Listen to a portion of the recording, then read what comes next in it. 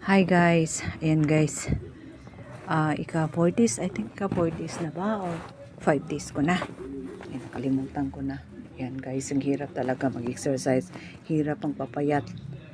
Ayan, kasi lumalaki na yung tiyan ko. Ayoko yung laki ng tiyan ko kasi pag lalakad ka, ang hirap.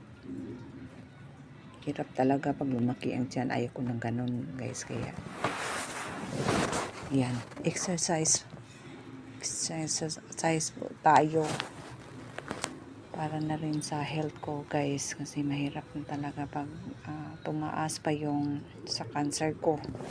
Yan, exercise tayo, kaliin natin yung exercise araw-araw. Maganda kasi dito sa Boulevard kasi malinis siya, tapos masarap yung hangin, presko, and then yan, ang ganda talaga guys. Mawawala talaga yung anxiety mo pag nasa labas ka. Kaya ayun, pagising sa umaga, yan, pumupunta ako dito sa Boulevard kasi dito lang yung gusto ko na place. Ayaw pumunta ng ibang lugar dito sa Cagayan de Oro kasi mas safety ako dito sa Boulevard. Ayan guys, sana po guys magustuhan ninyo ang video ko.